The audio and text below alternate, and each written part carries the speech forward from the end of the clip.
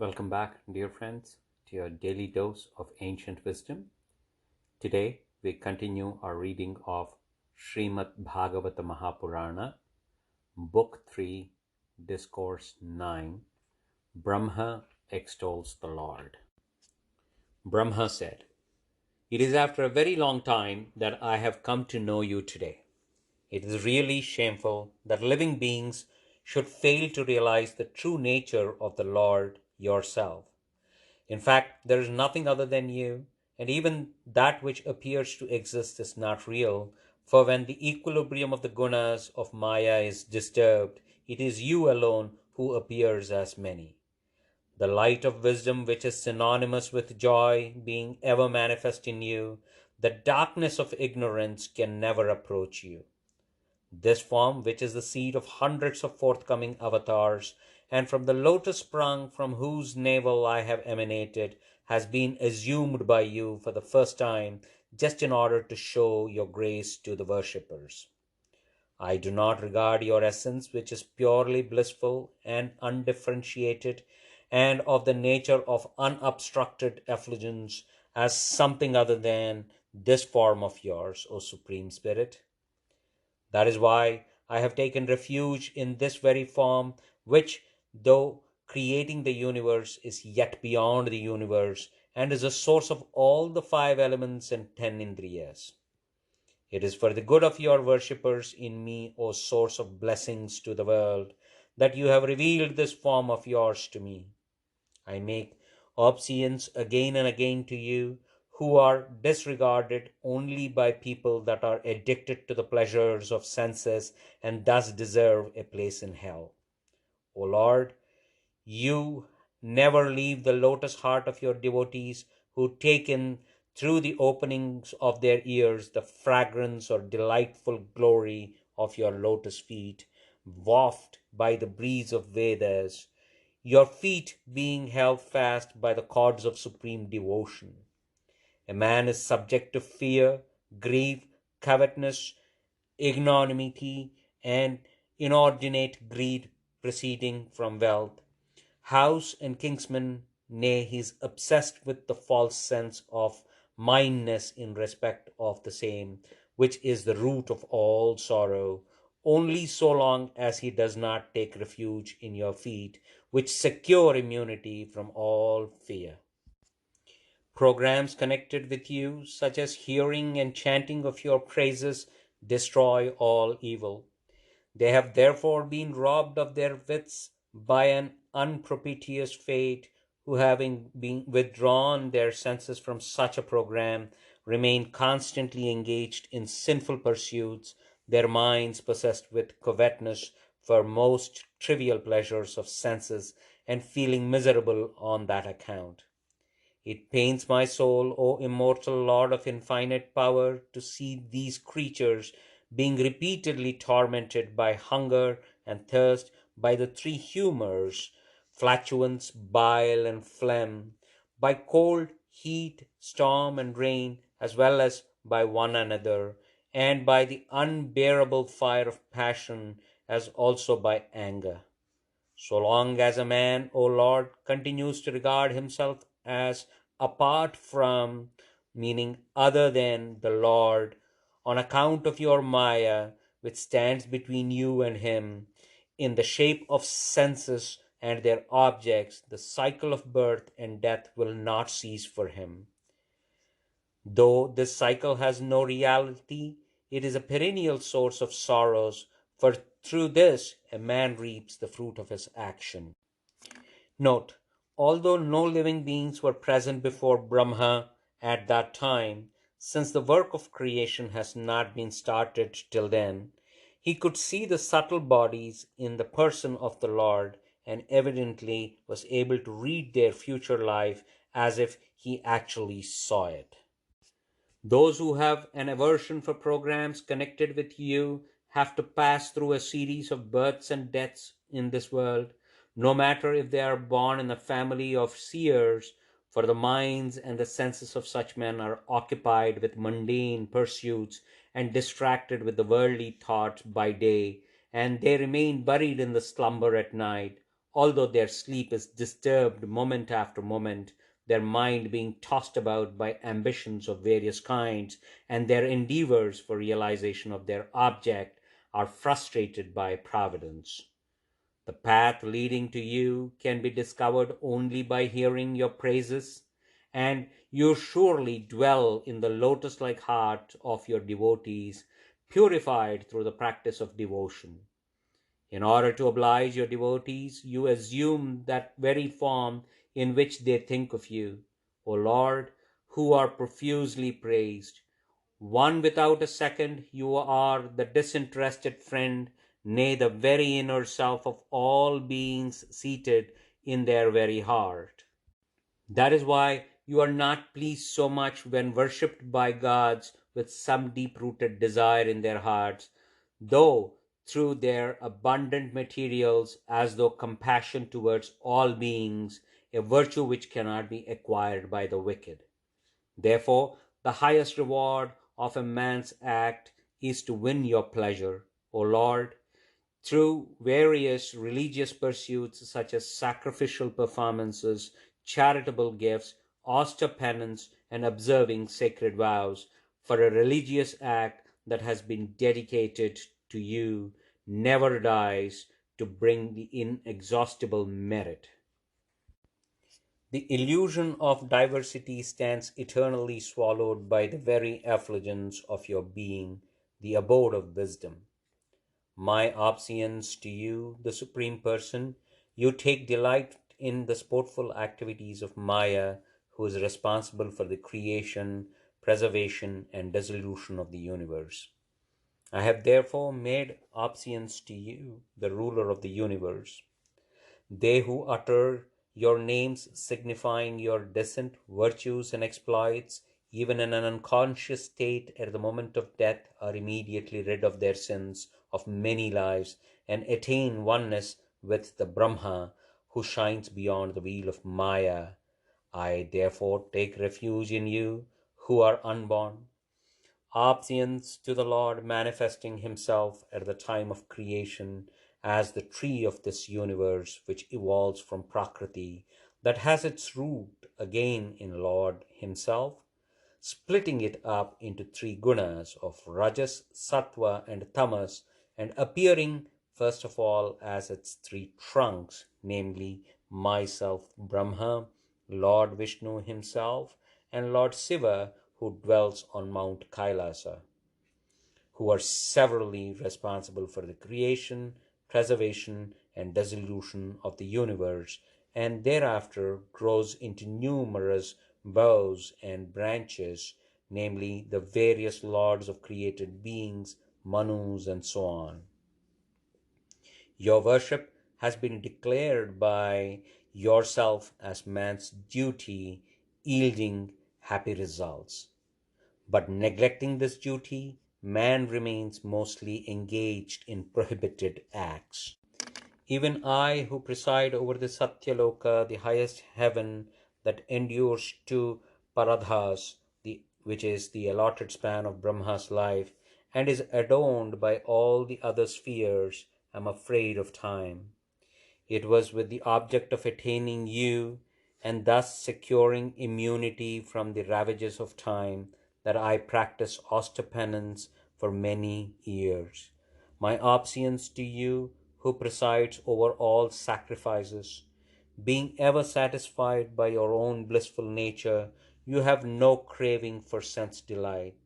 Yet, with a view to maintaining the standards of mortality and virtue established by yourself, you have voluntarily assumed forms in different species of life, such as birds, beasts, human beings, gods, and others.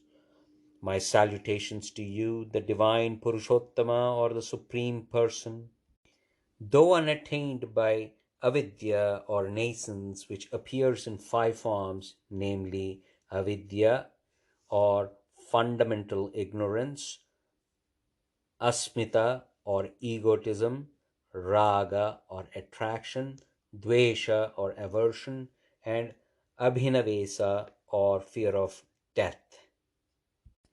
You have enjoyed sleep in the midst of water tossed by fearful waves, a sleep which has proved delightful to you on account of the soft touch of the serpent, Lord Sesha, who serves as a bed for you, having deposited all the worlds in your belly, thereby illustrating the relief which a man enjoys during a sleep, or allowing a respite to the jivas from the ceaseless exertion during the successive births for a whole kalpa consisting of 4,032,000,000 human years. It is from the lotus sprung of your navel, O praiseworthy Lord, that I have emerged, and it is by your grace that I have secured this opportunity of serving the three worlds by creating them. You kept the universe as a safe deposit in your belly for such a long time, a whole kalpa, and your lotus eyes have just opened, indicating thereby that your sleep in the form of abstract meditation has come to an end. I therefore make obeisance to you. You are the sole well-wisher and friend, nay, the very self-inner controller of all animate and inanimate beings, and the lover of the suppliant. Therefore, pray endow my vision, understanding, with the same wisdom and supernatural power by which you delight the universe, so that I may be able to create this universe as existed the preceding kalpa. You grant the wishes of those who take refuge in you. Therefore, when I proceed to create the universe, which will be nothing but an exhibition of your own creative power, be pleased to fill my mind with the thought of each and every exploit you may perform in the course of the descents you take along with your own divine energy. Goddess Rama, manifesting many a divine virtue, so that I may remain unattained by the impurities in the shape of egotism attaching to the work of creation. I am the deity presiding over the Mahat Tattva, which represents your power of understanding, one of the innumerable powers possessed by you, and sprang from the pool of your navel, even while you, the Supreme Person, slept on these waters. Therefore, as I proceed to bring to light the wonderful creation, which will be your own manifestation, let not my utterance or the Vedic words fail. You are the most ancient person possessing the infinite grace. Be pleased, O Lord, to open your lotus eyes with a smile expressive of abundant love, and rising from your bed in the shape of the serpent god for the creation of the universe, dispel my despondency by your maleficious speech. Maitreya continued, having thus beheld his father by dint of austere penance, worship, and abstract meditation, Brahma extolled him as best as his mind and speech allowed him to do, and then stood silent as though exhausted.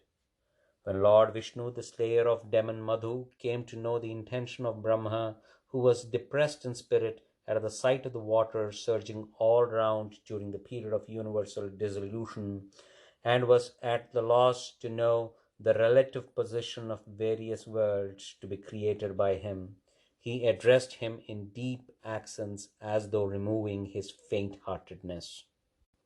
The Lord said, do not fall a prey to the lassitude born of despair, O Brahma, repository of the Vedas. Exert yourself for creation. I have already arranged what you ask of me. Practice penance once more and offer worship through the mantras sacred to me. Thereby, O Brahma, you shall find the worlds revealed in your heart. Then, full of devotion and concentrated in mind, O Brahma, you will find me pervading yourself as well as the whole universe, and will see the worlds as well as the jivas or embodied souls resting in me. The very moment a man finds me present in all beings as fire in every piece of wood, he is rid of all infatuation, And when he realizes himself as devoid of the five elements, the indriyas, the five senses of perception and the five organs of action, the gunas, the modes of prakriti, and the inner sense, and identical with me, this very self, he attains liberation.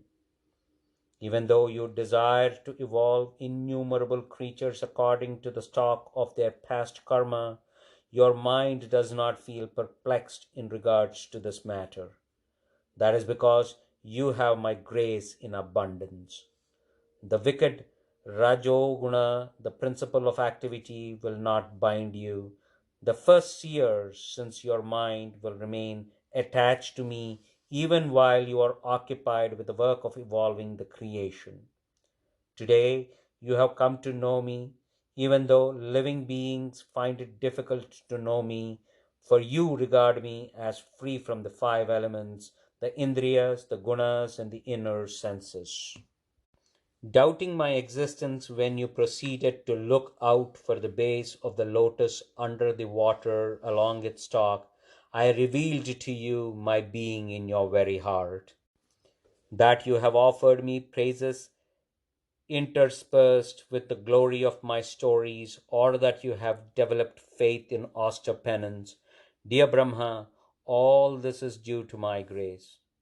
May success attend you. I am pleased with you since you have extolled me in your eagerness to create the worlds, describing me as the destitute of the gunas or modes of prakriti, even though I appear to be endowed with such gunas.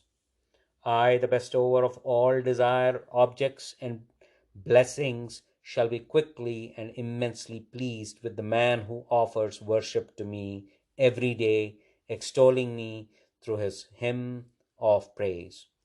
The knower of the truth are of the opinion that my pleasure alone is the highest good to be attained by men through the works of public utility, such as digging of the wells, austere penance, sacrificial performance, charitable gifts, practice of yoga, which is controlling of mind, and abstract meditation. I am the self of all embodied souls, O Brahma, the creator and the dearest of all dear ones. Therefore, a man should bestow his love on me alone, for the body and other things are dear only on my account. Now evolve the three worlds as well as the beings who are lying hidden in me, even as in a kalpa preceding the period of universal dissolution, by means of your own personality that has emanated from me and which is embodied of all the Vedas. The sage Maitreya continued. The Lord, whose navel is distinguished by the lotus sprung from it, and who is the ruler of both matter and spirit, thus disclosed to Brahma, the creator of universe, the means of evolving the creation, and concealed from his view his divine form, the form which is known by the name of Narayana. Thus ends the ninth discourse in the book 3 of the great and glorious Bhagavata Purana, otherwise known as Paramahamsa Samhita. Thank you.